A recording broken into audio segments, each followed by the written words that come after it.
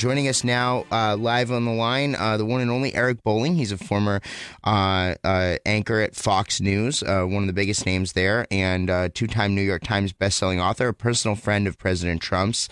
Eric, thanks for joining us today on Breitbart News Saturday.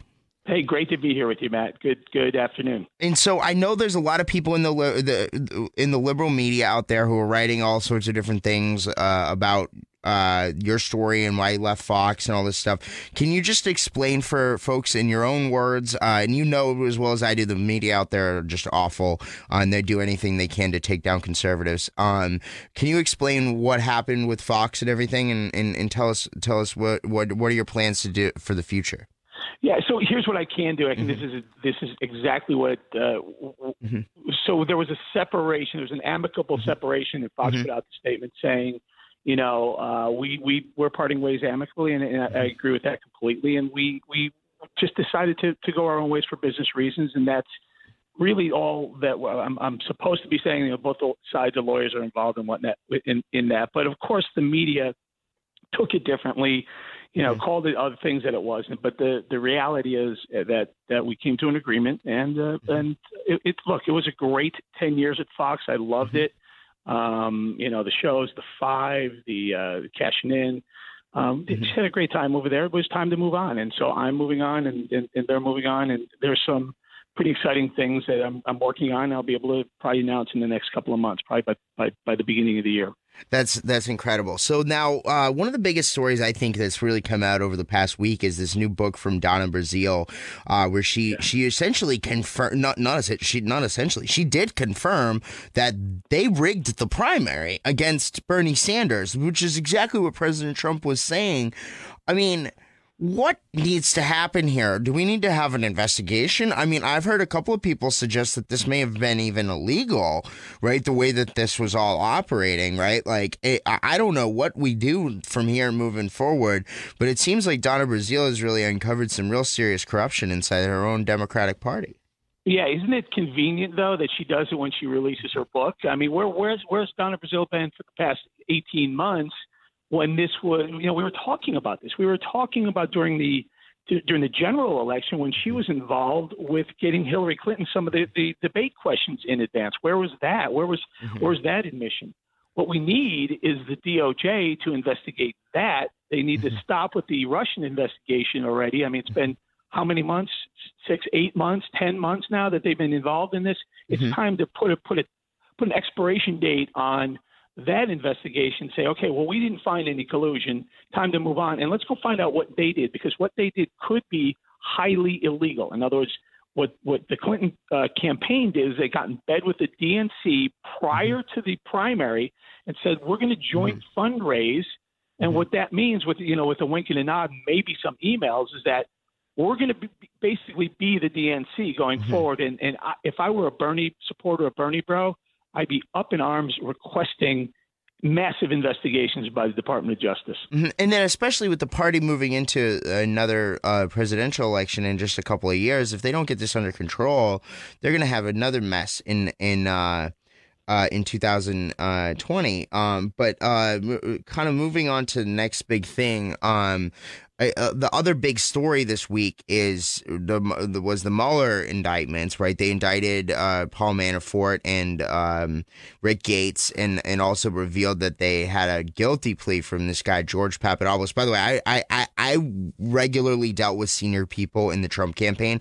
I've interviewed the president in the Oval Office since he's been president, many times on the campaign trail. I never even heard of this Papadopoulos guy before. And as you pointed out, I know the president. And I've been to the Oval Office, and I know all the senior advisors and family.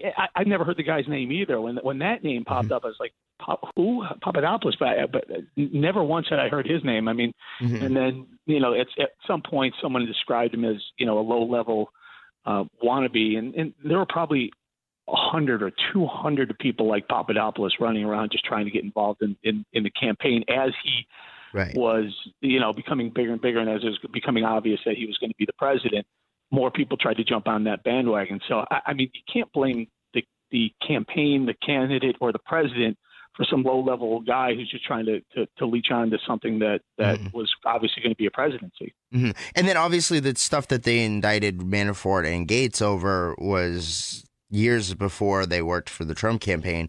And so ultimately you got where do you think this goes, though? I mean, that's a big question. I mean, no one knows. I mean, clearly, look, we'd be speculating to try and guess what they were up to and what was going on with money transfers and whatnot. That gets into some pretty high level stuff. So I wouldn't even want to begin to speculate on that, but I would probably, and this is just this part speculation, but guess that the campaign had no idea what he had done years past with the Ukrainians and the Russians and whatnot. So my guess is that had they known if there was something illegal going on, if there was, they wouldn't have brought him on. Now, I don't know if you saw this morning, Eric, but Mitch McConnell did an interview. He's a Senate Majority Leader, and this is, I think, the third big story of the week, is the establishment in Washington on both sides, the Democrats and the establishment Republicans, keeps falling apart. And the Mitch McConnell did this interview with Hugh Hewitt over on MSNBC, and he talked about how he wants to do a DACA amnesty deal, right? Like, and they want to trade DACA and give DACA away for like a couple of minor things. I happen to think that this is going to blow up. This is very, very bad. And any kind of an amnesty is going to is only going to backfire on these guys. We saw what happened in Alabama with Judge Moore winning his race there, and I know there's more primaries around the country as Steve Bannon, our executive chairman, the former chief strategist in the White House, gears up on his season of war, right, against the establishment. What do you make of all of that? Do you think we should do a DACA?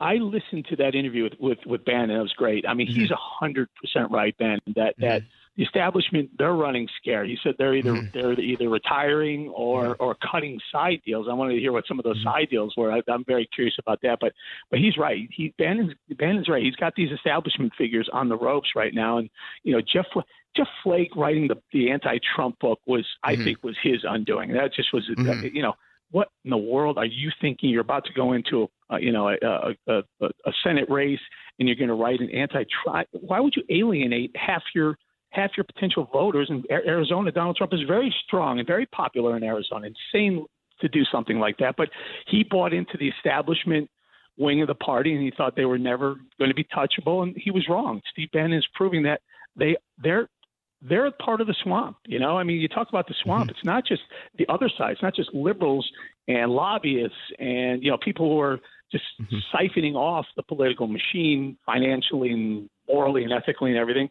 but establishment. When Donald Trump came along, I'll never forget this because I was there from day one. I was getting my butt kicked by even right wingers who were saying I was crazy, but I said no.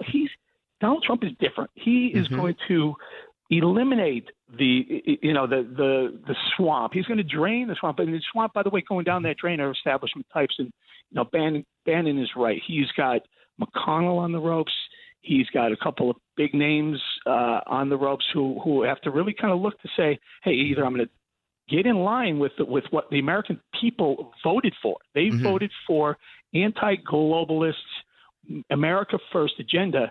Well, that's what they're going to get. They're going to get it one way or the other. So the establishment types that want to stay on that are getting in line with that same anti-globalist America First agenda. And then, Eric, the last thing I want to ask you about, I know before we go here, your son, Eric Chase, recently did pass away on, as we understand, due to an accidental OD that included opioids. The president has declared an opioid epidemic. What else needs to be done? And first off, our hearts go out to you. I know the Breitbart audience is very sad for you and everything that happened. But what else can we do to deal with this crisis? It's literally ripping apart all of America right now. It is, Matt, and that's why I've been kind of off the radar for a little bit. Just my wife and I just want to thank everyone for their thoughts and their prayers. But opioids are destroying a whole culture. I mean, it's insane how strong some of these things. Now, our son passed. He had some of this fentanyl in his system, which is insanely strong. It's like 100 times stronger than any other opioids around. And he didn't even know it was in it. He didn't know what he's taking, and he was an accidental death from that. And doctors are overprescribing. There's some imports coming in from certain parts of the world that are just, that they need to be shut down. Opioids are killing youth, and sometimes not even youth. But Matt, thank you very much. And the outpouring of emotion from people, it's just been incredible. So thank you very much. Mm-hmm. All right. Well, Eric, we look forward to continuing the discussion and talking again soon as you prepare for the future and next steps. So stay in touch, and we definitely want to have you back, brother. We'll do, Matt. Good to talk to you.